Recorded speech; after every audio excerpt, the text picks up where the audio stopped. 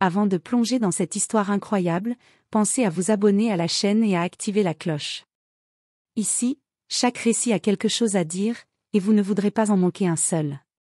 Igor Harrison n'avait jamais cru au pouvoir de la tendresse. Depuis sa plus tendre enfance, il avait appris à se protéger du monde en érigeant des murs autour de son cœur. Sa maison d'enfance à Chicago n'était qu'une carcasse froide, marquée par l'ombre de ses parents absents et défaillants.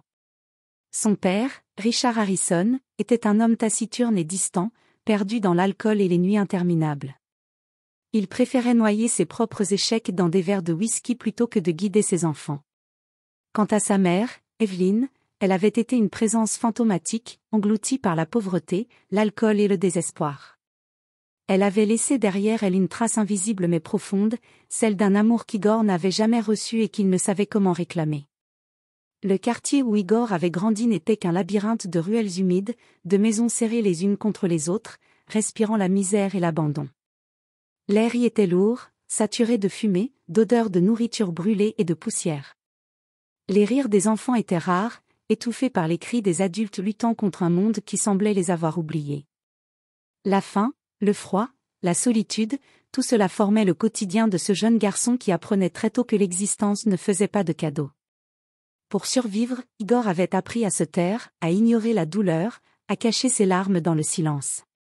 Il n'avait jamais su ce qu'était la sécurité, la chaleur d'un foyer, ou même la certitude que quelqu'un l'aimait. Les caresses, les mots doux, les encouragements, tout cela lui était interdit, relégué à un monde dont il n'était pas parti. Les nuits étaient longues et silencieuses, bercées seulement par les hurlements de voisins et le souffle irrégulier de ses parents, prisonniers de leur propre désastre.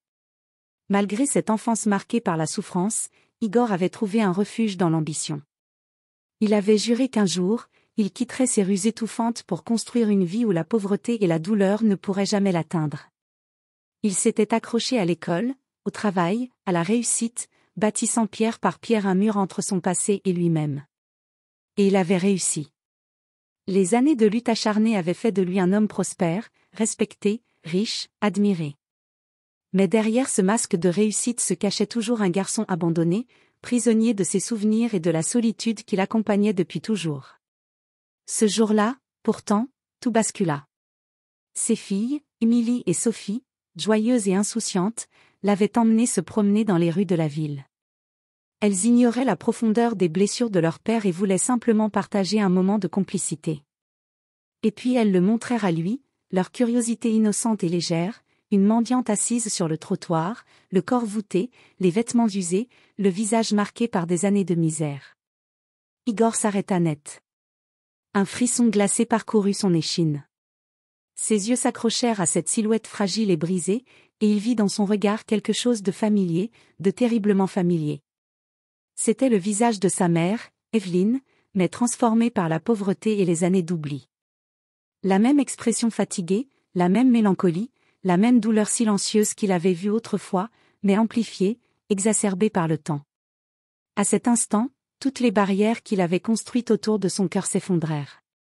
Les souvenirs refoulés jaillirent comme un torrent incontrôlable, l'odeur des planchers humides, les cris étouffés de sa jeunesse, la faim, la peur, l'absence d'amour. La mendiante n'était pas seulement une femme dans la rue. Elle était le miroir de son passé, le reflet de tout ce qu'il avait fui et tenté d'ignorer. Et pour la première fois depuis des décennies, Igor se sentit vulnérable, effrayé, mais aussi vivant. Le passé venait de le rattraper, brutal et implacable, et il savait qu'il ne pourrait plus jamais l'ignorer. Ce jour-là, dans cette rue anodine de Chicago, le succès, la richesse et le pouvoir semblaient dérisoires face à la force inexorable de ses souvenirs et de ses blessures enfouies. La lumière grise de la fin de matinée baignait la rue encombrée de Chicago. Igor Harrison marchait aux côtés de ses deux filles, Emily et Sophie, profitant de cette promenade pour partager un rare moment de tranquillité familiale. Emily, 16 ans, avait hérité des yeux vifs et curieux de son père, tandis que Sophie, 12 ans, possédait un mélange de douceur et de malice, toujours prête à questionner le monde qui l'entourait. Tout semblait ordinaire jusqu'au moment où Emily s'arrêta net, pointant du doigt quelque chose sur le trottoir. « Regarde, papa », dit-elle avec l'innocence de son âge. Cette femme, elle a l'air perdue. Igor suivit son regard, et soudain, son souffle se coupa. Assise là, dans un vieux manteau élimé, le visage creusé par la vie et les privations, se tenait une mendiante. Mais ce n'était pas seulement sa pauvreté qui le frappait, c'était son regard, profond et mélancolique, et la ressemblance troublante avec sa propre mère. Un frisson glacé traversa son échine, et son cœur sembla s'arrêter un instant. La femme avait les mêmes traits fatigués, la même expression de souffrance et de résignation, mais déformée par des années de misère et d'abandon. Igor se figea, incapable de prononcer un mot. Sophie, insouciante, tira doucement sur sa manche. « Papa, tu viens voir ? Elle semble si triste. » Igor détourna légèrement les yeux, cherchant à reprendre contenance, mais l'image de sa mère envahit chaque coin de sa mémoire. Il revit Evelyne, autrefois pleine de vie, s'effacer lentement sous le poids de la pauvreté et des épreuves. Les souvenirs inondèrent son esprit, les planchers humides de leur maison d'enfance, le silence oppressant de ses parents, les nuits passées à attendre un geste d'amour qui ne venait jamais. « Émilie, Sophie, restez près de moi », dit-il d'une voix plus basse qu'il ne l'aurait voulu, un tremblement trahissant son émotion. Ses filles, sensibles à ce changement soudain, se rapprochèrent, silencieuses et attentives. Igor s'agenouilla doucement devant la femme, sentant ses mains légèrement trembler. Ses yeux, rivés aux siens, cherchaient un indice, un signe de reconnaissance. « Maman », murmura-t-il presque imperceptiblement, comme s'il avait peur que prononcer ce mot brise la réalité. La mendiante leva lentement les yeux, croisant son regard. Pour un instant, le monde sembla suspendre son souffle. Il y eut un éclat de conscience, un éclair de reconnaissance, ou peut-être simplement la surprise d'être vu. Igor sentit alors un lien fragile se créer entre eux, un fil ténu mais puissant qui le ramenait à l'enfant qu'il avait été, à toutes ces blessures qu'il avait enfouies sous des années de succès et d'indifférence apparente. Émilie rompit finalement le silence, naïve mais pleine de bonté. « Papa, tu veux qu'on lui donne un peu à manger ? Je crois qu'elle n'a rien mangé depuis longtemps. » Igor acquiesça lentement, encore incapable de parler. Pour la première fois depuis des années, il ressentait un mélange étrange, de la peur, de la culpabilité, mais aussi une lueur d'espoir. Peut-être que cette rencontre, si inattendue, serait le début d'une confrontation avec le passé qu'il avait toujours cherché à fuir. Il tendit la main, hésitant, et posa doucement quelques billets dans celle de la mendiante. Le contact, minime mais réel, déclencha une cascade d'émotions en lui. La misère qu'il avait toujours ignorée, la douleur qu'il avait refoulée, le visage de sa mère disparu dans l'ombre des années, tout était là, présent et inévitable. Et dans ce moment suspendu, Igor comprit que sa vie venait de basculer. Cette rencontre anodine allait réveiller des souvenirs, des douleurs et des vérités qu'il n'était plus en mesure d'ignorer. Le souffle d'Igor était irrégulier, comme s'il venait de plonger dans un abîme dont il croyait s'être éloigné depuis longtemps. Ses yeux restaient fixés sur la mendiante, et chaque détail de son visage semblait déclencher un flot de souvenirs. La ressemblance avec sa mère, Evelyne, n'était pas seulement dans les traits, c'était dans l'expression fatiguée, la mélancolie, et cette même résignation face à un monde cruel. Il se revit enfant, courant dans les ruelles étroites de leur quartier pauvre, essayant d'échapper à l'ennui et à la faim. Les murs de leur maison étaient humides, recouverts de moisissures, et l'air était toujours lourd, chargé de poussière et de silence. Il se souvenait des nuits où il avait attendu, seul, que ses parents reviennent de leurs escapades nocturnes, espérant un geste de chaleur, un mot d'encouragement, mais rien ne venait. Le vide l'entourait, un vide qu'il avait appris à ignorer, à camoufler sous une carapace de silence et d'indifférence. Son père, Richard, était un homme distant et sévère, capable d'énormes colères mais rarement d'affection. Igor se souvenait des moments où le bruit des verres qui s'entrechoquaient annonçait la fuite de Richard dans l'alcool et la nuit, laissant ses enfants seuls avec la peur et le froid. Et sa mère ? Evelyne. Elle avait été là physiquement, mais son esprit semblait s'être perdu dans l'ombre de la misère et de l'alcool. Elle était devenue un spectre parmi eux, absorbée par sa propre douleur, incapable de protéger ses enfants ou de leur transmettre un semblant d'amour. Igor ressentit soudain une colère sourde, un mélange de tristesse et d'injustice. Pourquoi avait-il été abandonné ainsi ? Pourquoi la vie les avait-elle laissés seuls, livrés à l'indifférence de parents dépassés ?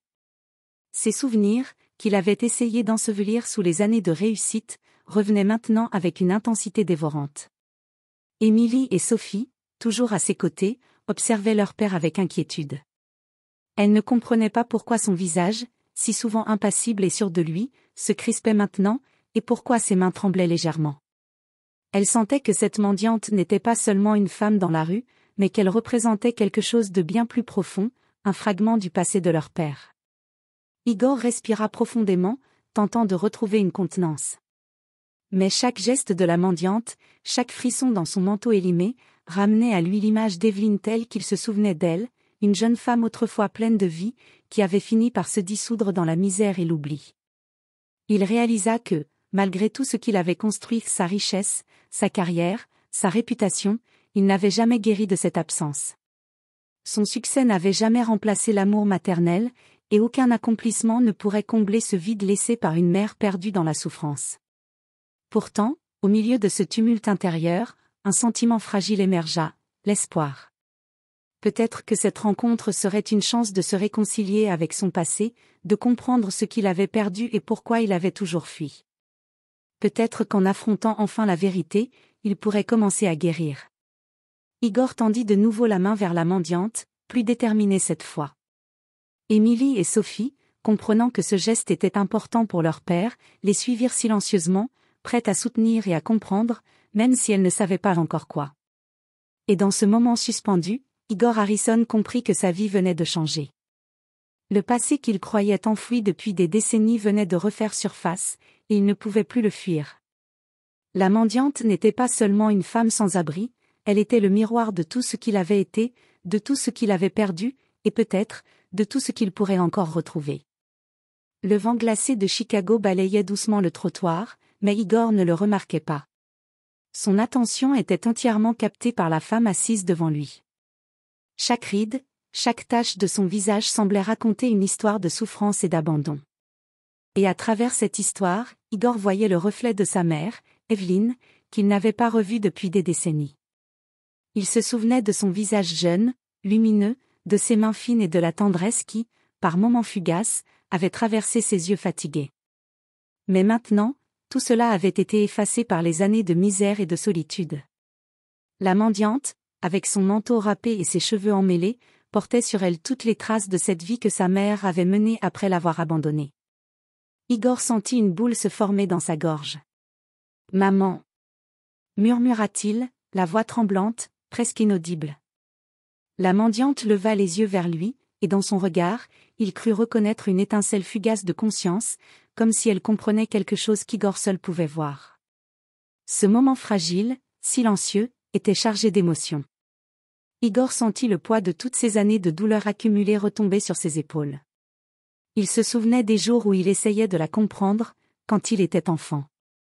Les absences répétées, les promesses non tenues, les larmes silencieuses derrière les portes closes. Il avait grandi avec un sentiment de trahison qu'il n'avait jamais pu exprimer. Et maintenant, devant cette femme, le passé revenait avec une intensité écrasante, lui rappelant tout ce qu'il avait tenté de fuir. Émilie, la plus âgée, observa son père avec inquiétude. « Papa, est-ce que ça va ?» demanda-t-elle doucement. Sophie, plus jeune, agrippa la manche de son manteau, semblant sentir que quelque chose d'important se jouait. Igor prit une profonde inspiration et, pour la première fois depuis longtemps, permit à sa voix de se briser légèrement. J'ai perdu ma mère quand j'étais petit. Je ne l'ai jamais vraiment retrouvée. » Les filles échangèrent un regard, comprenant enfin que cette rencontre n'était pas ordinaire. Elles n'avaient jamais vu leur père ainsi, vulnérable et ému, et elles comprirent que cette mendiante représentait bien plus qu'une simple femme dans la rue. Igor se remémora les moments où il avait tenté de combler le vide de son enfance avec le succès et l'argent. Chaque victoire professionnelle, chaque reconnaissance publique, tout avait été un palliatif à l'absence de sa mère. Mais rien ne pouvait remplacer ce lien perdu, cette chaleur maternelle qu'il avait toujours cherchée et que la vie lui avait refusée. Il tendit la main, hésitant, et la posa légèrement sur celle de la mendiante. Le contact fut minime, mais suffisant pour déclencher une vague de souvenirs, de regrets et de réalisations. Il comprit alors que cette rencontre n'était pas un hasard. Elle était l'occasion de faire face à tout ce qu'il avait tenté de fuir, la douleur, la culpabilité, mais aussi la possibilité d'un pardon, ou au moins d'une réconciliation intérieure. La mendiante murmura quelque chose, à peine audible, mais assez pour que Igor perçoive un mot familier, un écho de son passé, Igor. Le nom résonna dans son esprit comme un coup de tonnerre. Était-ce vraiment elle? Était-ce Evelyne, la mère qu'il avait perdue et dont l'absence avait façonné toute sa vie? Ou était-ce simplement le reflet d'une mémoire trop longtemps refoulée, prenant vie devant lui sous une forme brisée? Igor ne savait pas encore. Mais il savait une chose, il devait rester, parler, comprendre. Il devait affronter cette ombre du passé et découvrir la vérité, quel qu'en soit le prix. Le silence de la rue semblait s'être densifié autour d'Igor.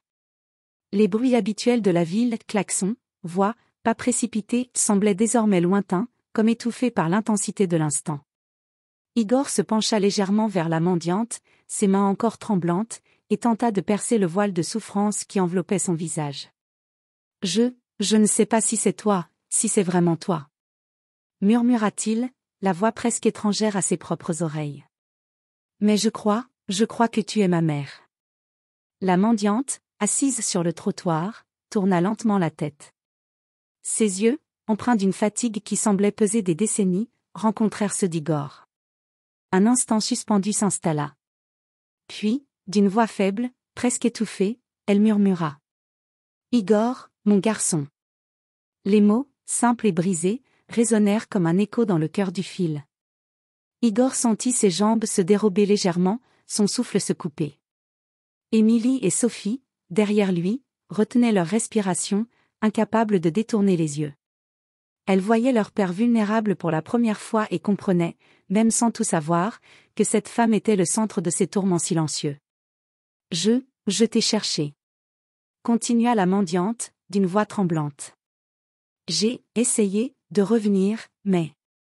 Elle s'interrompit, incapable de finir sa phrase, comme si chaque mot lui coûtait une partie de son âme. Igor sentit une vague de douleur et de réconfort se mélanger en lui. La culpabilité, longtemps refoulée, surgit en force. Pourquoi avait-elle disparu? Pourquoi avait-elle abandonné ses enfants? Mais à côté de cette colère, une petite lueur d'humanité s'éveilla, la reconnaissance qu'elle était toujours là, qu'un fragment de son passé restait vivant. Émilie s'avança doucement, la voix douce mais assurée. Papa, je crois qu'elle t'aime, d'une façon différente. Peut-être qu'elle n'a pas su comment nous le montrer. Sophie, serrant la main de sa sœur, ajouta. On peut l'aider, si tu veux. Igor laissa échapper un souffle tremblant, le poids de sa vie entière reposant soudainement sur ce simple geste de ses filles. Il s'agenouilla complètement, se rapprochant de la mendiante, et murmura. Je ne t'ai jamais oublié, maman. Même quand je pensais t'avoir perdu pour toujours, je t'ai cherché dans chaque réussite, chaque victoire. Mais je t'ai cherché en vain. Jusqu'à aujourd'hui. Un frisson passa entre eux, comme si des années de silence et de souffrance s'effaçaient en un instant. La mendiante, les yeux baignés de larmes, posa ses mains sur celles d'Igor. Le contact, minime mais chargé d'émotion, c'est là le début d'un dialogue que les mots seuls ne pouvaient exprimer. Pour la première fois depuis des décennies, Igor sentit que le passé pouvait être confronté. Que le pardon, ou du moins la compréhension, pouvait naître. Et à travers le regard de ses filles, attentives et solidaires, il comprit que ce lien familial brisé pouvait peut-être être réparé, que la souffrance n'avait plus à être un secret caché dans l'ombre. Leurs mains restèrent jointes quelques instants, le temps suspendu à ce geste fragile mais porteur d'espoir. Igor comprit que cette rencontre, aussi douloureuse soit-elle, marquait le début d'une reconstruction, d'une réconciliation avec le passé et avec lui-même. Le silence régnait dans la voiture alors qu'Igor conduisait à travers les rues sombres de la ville. Ses deux filles, Émilie et Sarah, étaient assises à l'arrière, l'une contre l'autre, encore troublées par la scène qu'elles venaient de vivre. Leur père n'avait pas dit un mot depuis qu'il avait aperçu la mendiante, et son visage, habituellement fermé, paraissait hanté. « Papa, qui était cette femme ?» demanda timidement Émilie, sa voix presque étouffée par la tension. Igor ne répondit pas immédiatement. Ses mains se crispèrent sur le volant, ses yeux fixés sur la route comme s'il fuyait un spectre. Enfin, il inspira profondément et dit. « Ce n'était personne. Oubliez ce que vous avez vu. » Sarah fronça les sourcils. Elle connaissait son père, savait quand il mentait. Ses yeux bleus, hérités de lui, s'assombrirent. Papa, tu la connaissais. Le silence qui suivit pesa lourdement dans la voiture. Igor serra les dents, incapable de nier. Les images du passé, qu'il s'efforçait d'enterrer depuis des années, revenaient en vagues douloureuses. Cette femme dans la rue, ce n'était pas une étrangère. C'était quelqu'un qui avait marqué son histoire, quelqu'un qu'il aurait préféré ne jamais revoir. Arrivée à la maison, Sarah refusa de monter se coucher. Elle se planta dans le salon, bras croisés, défiant son père du regard. Émilie, plus douce, hésitait mais finit par rejoindre sa sœur. « Tu nous caches quelque chose, » dit Sarah. « Et on a le droit de savoir. » Igor soupira, posa ses mains sur ses genoux et se laissa tomber dans le vieux fauteuil en cuir. Le tic-tac de l'horloge résonnait dans la pièce. « Cette femme, elle s'appelle Anna, » murmura-t-il finalement. Émilie écarquilla les yeux. « Anna ? Tu la connaissais ?» Igor hocha lentement la tête. « Elle faisait partie de ma vie, il y a longtemps. Bien avant que vous naissiez. » Les filles échangèrent un regard. Elles savaient qu'elles touchaient à une vérité que leur père avait toujours refusé d'évoquer. Sarah s'approcha et s'agenouilla devant lui. « Dis-nous, papa. Qui est-elle vraiment ?» Igor fixa ses filles, partagées entre la peur de réveiller des blessures et le besoin de vérité. Sa voix trembla quand il lâcha enfin. « Elle n'était pas seulement une femme que j'ai connue. Elle était, plus. » Sarah sentit un frisson lui parcourir l'échine. Émilie porta une main à sa bouche. Leur père, si secret, venait d'ouvrir une porte qu'elle n'était pas sûre de pouvoir refermer. Et dans le silence lourd qui suivit, une certitude s'installa. Cette mendiante n'était pas seulement une ombre du passé, elle était le début d'une révélation qui allait bouleverser toute leur famille. Le lendemain matin, Igor se leva avant ses filles. Le souvenir de la mendiante, de ses yeux fatigués et de ce mot prononcé si faiblement « Igor ?» ne cessait de tourbillonner dans son esprit. Chaque pas dans la maison semblait réveiller des échos du passé qu'il croyait avoir enterré à jamais. Il s'assit dans le salon, la tasse de café à peine touchée, et repensa à Anna. Elle n'avait jamais été simplement une femme de passage dans sa vie. Anna avait été la lumière fragile de son enfance, l'unique personne capable de lui donner un peu de chaleur dans un foyer vide. Elle avait été aimante, attentionnée, et surtout présente, jusqu'au jour où elle avait disparu, laissant Igor et son frère seuls face à la froideur d'un père distant. Alors que les filles se préparaient pour l'école, Igor sentit qu'il devait affronter la vérité. Il ne pouvait plus se cacher derrière ses succès ni ses masques de force. Émilie et Sarah méritaient de connaître cette partie de lui qu'il avait si longtemps ignorée. « Les filles, » commença-t-il avec hésitation, « asseyez-vous. Il y a quelque chose que je dois vous dire. » Les deux filles s'installèrent sur le canapé, silencieuses mais attentives. « La femme que vous avez vue hier, ce n'était pas une simple mendiante. C'était quelqu'un de très important pour moi. Elle s'appelle Anna, et elle a été, ma mère adoptive, » expliqua Igor, sa voix trahissant son émotion. Émilie fronça les sourcils. « Ta mère adoptive ? Mais tu as déjà une mère, n'est-ce pas ?» Igor hocha lentement la tête, serrant ses mains sur ses genoux. « Oui. Ma mère biologique, Evelyne, elle nous a abandonnés, moi et mon frère, quand nous étions très jeunes. Anna est arrivée peu après, essayant de combler ce vide, mais les circonstances de la vie l'ont séparée de nous. Elle a disparu avant que je puisse vraiment la remercier ou comprendre ce qu'elle signifiait pour moi. » Sarah, les yeux embués, murmura. « Alors, la femme dans la rue, elle est Anna ?» ?»« Oui, » dit Igor, sa voix tremblante. « C'est elle.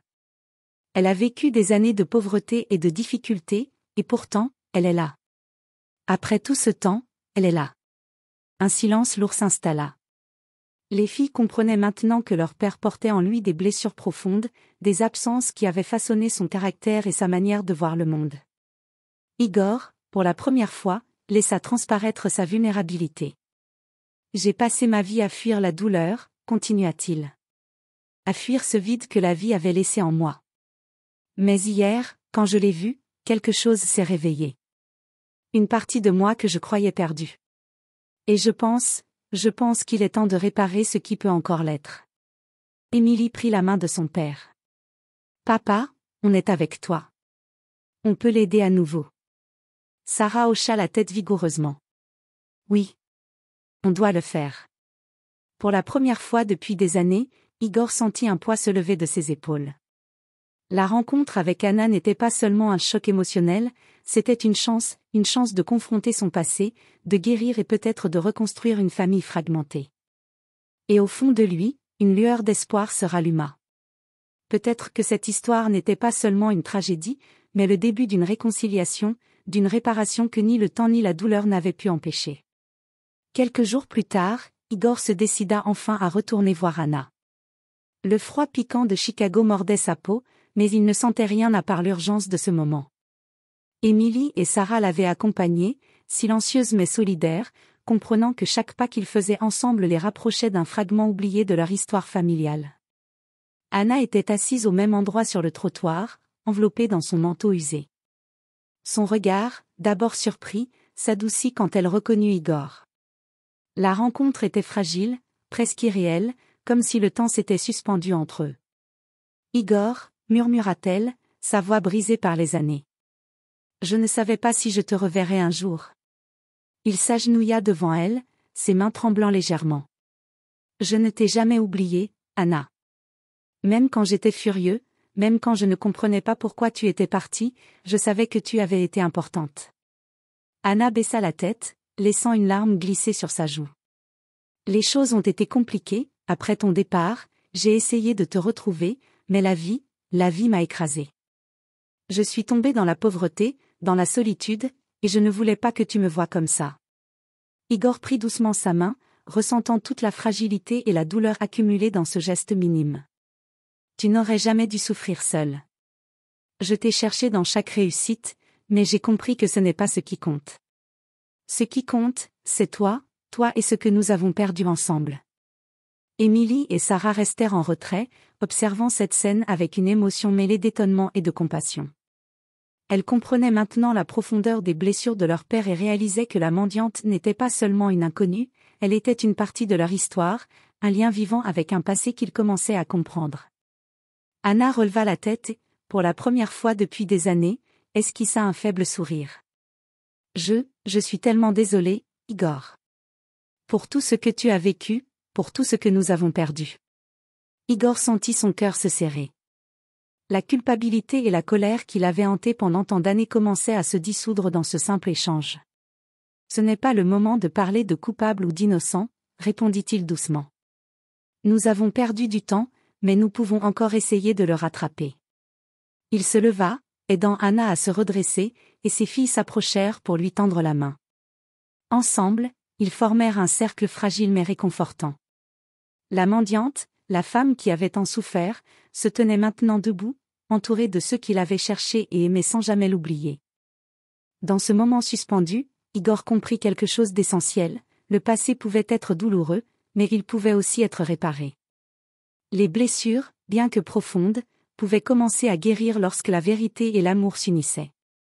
Et pour la première fois depuis longtemps, Igor sentit une lueur d'espoir réel, un avenir où la souffrance serait reconnue, où le pardon pourrait exister, et où une famille brisée pourrait enfin commencer à se reconstruire.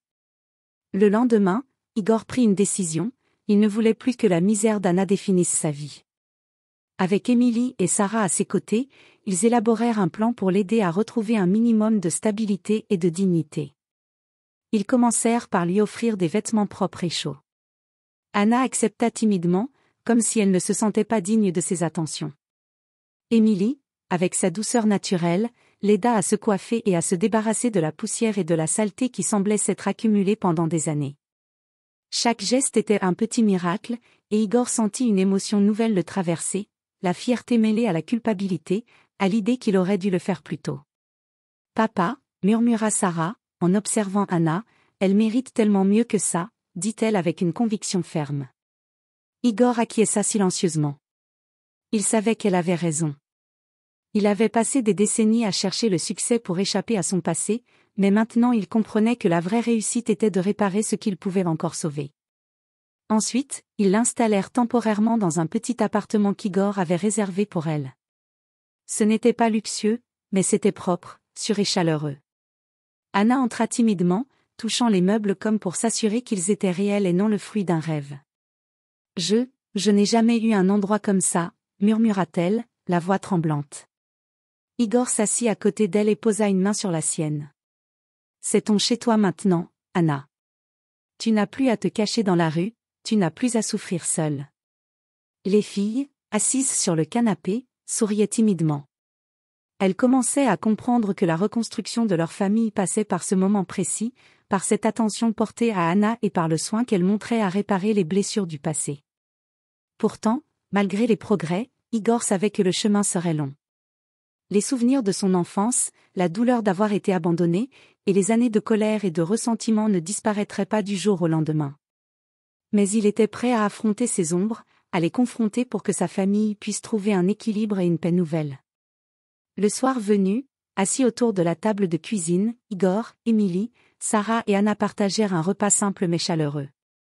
Les conversations étaient timides, ponctuées de silence, mais chacun sentait que quelque chose de précieux se tissait entre eux, la confiance, l'affection et l'espoir d'un futur meilleur.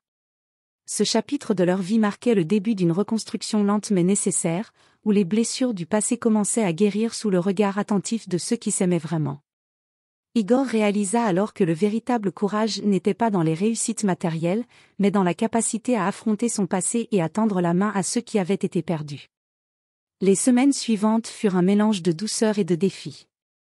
Anna commençait lentement à retrouver un rythme de vie plus stable, mais les cicatrices de la rue et des années de souffrance ne disparaissaient pas si facilement. Chaque bruit soudain, chaque regard insistant dans la rue semblait raviver ses souvenirs douloureux. Igor, Émilie et Sarah faisaient tout leur possible pour lui offrir sécurité et réconfort, mais ils comprenaient que la guérison prendrait du temps. Un soir, alors qu'ils étaient tous réunis dans le salon, Igor sentit un malaise. Anna semblait distraite, son regard perdu dans le vide. Émilie s'approcha et posa sa main sur l'épaule de la femme. « Ça va, Anna » demanda-t-elle doucement. Anna secoua la tête. « C'est juste, des souvenirs qui reviennent. Des choses que j'avais essayé d'oublier. » Igor s'assit à côté d'elle et prit sa main. « Tu n'as plus à les affronter seule, Anna. Nous sommes là. » Mais les épreuves ne s'arrêtèrent pas là. La famille d'Igor, éloignée depuis longtemps, apprit l'existence d'Anna. Certains membres réagirent avec scepticisme et froideur, doutant de la sincérité de cette mendiante retrouvée. Des tensions éclatèrent, et Igor se retrouva confronté à un choix difficile, défendre Anna et risquer des conflits familiaux, ou céder à la pression et l'éloigner encore une fois de lui et de ses filles. « Papa, il faut la protéger » insista Sarah. « Nous ne pouvons pas laisser le passé décider de sa place dans notre famille. » Igor acquiesça, serrant les poings. « Tu as raison. Personne ne lui fera du mal. Pas maintenant, pas après tout ce qu'elle a enduré. » La confrontation avec sa famille permit à Igor de comprendre à quel point il avait changé. L'homme qui autrefois fuyait la douleur et les conflits n'existait plus.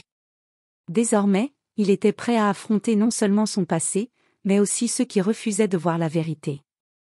Cette épreuve renforça le lien entre Igor, ses filles et Anna. Ensemble, ils décidèrent de se concentrer sur ce qui importait vraiment, reconstruire la vie qu'ils avaient perdue, créer un espace sûr où l'amour et la confiance pouvaient exister, et apprendre à pardonner à ceux qui avaient fermé les yeux pendant des années. Le soir, alors qu'ils s'asseyaient tous autour de la table, un sentiment d'unité fragile mais réel flottait dans l'air. Igor sentit pour la première fois depuis longtemps que la reconstruction de sa famille n'était plus seulement un rêve, mais une réalité qu'ils étaient en train de bâtir, un pas à la fois. Le matin suivant, la lumière pénétra doucement dans l'appartement. Pour la première fois depuis des années, Igor sentit une tranquillité réelle l'envelopper. Anna était assise à la table de la cuisine, un café chaud entre les mains, et ses yeux, bien que fatigués, brillaient d'une lueur nouvelle, celle de la dignité retrouvée. Émilie et Sarah s'affairaient à préparer le petit déjeuner, riant doucement entre elles. Igor les observait, le cœur serré mais plein d'émotion. Tout autour de lui, la maison vibrait d'un calme précieux, d'une chaleur qu'il n'avait jamais connue dans son enfance. « Papa » dit Émilie en posant un toast devant lui, « regarde comme tout le monde est heureux ici. » Igor sourit faiblement, laissant tomber le masque de force et de contrôle qu'il portait depuis des décennies. Il s'assit à la table, prenant la main d'Anna et observant ses filles. Vous avez raison, dit-il doucement. Aujourd'hui, c'est un nouveau départ pour nous tous. Anna hocha la tête, les larmes aux yeux, mais un sourire sincère illuminait son visage. Merci, Igor, pour ne pas m'avoir laissé seule cette fois. Les filles échangèrent un regard complice. Elles comprenaient que leur père, autrefois si fermé, avait trouvé en ce moment le courage de se réconcilier avec son passé et avec ses blessures. Dans les jours qui suivirent, la famille commença à reconstruire sa vie autour de ce nouvel équilibre. Igor et Anna passèrent du temps à se rapprocher, partageant leurs souvenirs et leurs espoirs. Les filles participaient activement à cette reconstruction, devenant des piliers pour leur père et leur mère retrouvés. Un après-midi, alors qu'ils se promenaient tous ensemble dans le parc où Igor avait grandi, il s'arrêta et regarda Anna, Émilie et Sarah. Il respira profondément, sentant la douleur du passé s'alléger. « Nous avons traversé beaucoup de choses, murmura-t-il. Mais aujourd'hui, nous sommes ensemble. Et c'est ça, la vraie victoire. » Anna posa sa main sur son bras. « Et nous ne nous quitterons plus. » Igor sourit, un sourire complet et sincère. Pour la première fois depuis des années, il se sentit entier. Le poids de l'abandon, de la pauvreté et de la solitude s'était transformé en force, en espoir et en amour retrouvé. Alors que le soleil descendait derrière les immeubles, baignant le parc d'une lumière dorée, Igor comprit une vérité fondamentale: le passé pouvait être douloureux, mais la réconciliation, l'amour et le pardon pouvaient créer un avenir lumineux. La famille, brisée autrefois par les absences et les souffrances, était enfin réunie, prête à affronter la vie ensemble, avec courage, tendresse et résilience. Et dans ce moment de paix, Igor sut que, malgré toutes les épreuves, ils avaient retrouvé ce qui avait été perdu, une famille, un foyer, et la promesse d'un avenir où chacun pouvait exister pleinement, aimé et respecté. Le matin suivant, un soleil timide filtrait à travers les rideaux, illuminant l'appartement d'une lumière douce et rassurante. Igor sentit pour la première fois depuis des années une tranquillité réelle l'envelopper. Anna, assise à la table de la cuisine, tenait entre ses mains une tasse de café fumant. Ses yeux, fatigués mais animés d'une nouvelle lueur, reflétaient la dignité retrouvée et l'espoir renaissant. Émilie et Sarah s'affairaient autour du petit déjeuner, riant doucement, échangeant des regards complices. Igor les observait, le cœur serré mais réchauffé par l'émotion. Tout autour de lui, la maison vibrait enfin d'une chaleur qu'il n'avait jamais connue dans son enfance. « Papa, regarde, tout le monde est heureux ici », dit Émilie en posant un toast devant lui. Igor sourit faiblement, laissant tomber le masque de force et de contrôle qu'il portait depuis des décennies. Il s'assit à la table, prenant la main d'Anna, et observa ses filles. « Vous avez raison, » dit-il doucement. « Aujourd'hui marque un nouveau départ pour nous tous. » Anna hocha la tête, une larme roulant sur sa joue, mais un sourire sincère illuminait son visage. « Merci, Igor, de ne plus m'avoir laissé seule cette fois. » Les filles échangèrent un regard complice. Elles comprenaient que leur père, autrefois si fermé, avait trouvé le courage de se réconcilier avec son passé et ses blessures. Dans les jours qui suivirent, la famille entreprit de reconstruire sa vie autour de ce nouvel équilibre. Igor et Anna partagèrent des moments de complicité, racontant souvenirs et espoirs, tandis qu'Émilie et Sarah devenaient des piliers pour leur père et leur mère retrouvés. Chaque rire, chaque geste tendre, chaque parole d'encouragement renforçait le lien fragile mais réel qui les unissait. Un après-midi, alors qu'ils se promenaient dans le parc où Igor avait grandi, il s'arrêta et regarda Anna, Émilie et Sarah. Il respira profondément, sentant la douleur du passé s'alléger et se transformer en force et en gratitude. « Nous avons traversé beaucoup d'épreuves, » murmura-t-il, « mais aujourd'hui, nous sommes ensemble. Et c'est ça, la vraie victoire. » Anna posa sa main sur son bras avec douceur. « Et nous ne nous quitterons plus jamais. » Igor sourit enfin, pleinement, un sourire libéré et sincère. Pour la première fois depuis des années, il se sentit entier. Le poids de l'abandon, de la pauvreté et de la solitude s'était transformé en amour, en résilience et en espoir. Alors que le soleil descendait derrière les immeubles, baignant le parc d'une lumière dorée et chaleureuse, Igor comprit une vérité essentielle: le passé peut être douloureux, mais la réconciliation, l'amour et le pardon peuvent créer un avenir lumineux. La famille, brisée autrefois par les absences et les blessures, était enfin réunie. Ensemble, ils étaient prêts à affronter la vie, avec courage, tendresse et détermination. Ils avaient retrouvé ce qui avait été perdu, un foyer, un lien profond, et la promesse d'un futur où chacun pouvait exister pleinement, aimé et respecté. Et dans ce moment de paix, Igor sut que, malgré toutes les épreuves, ils avaient enfin trouvé la lumière qui guiderait leur chemin pour toujours.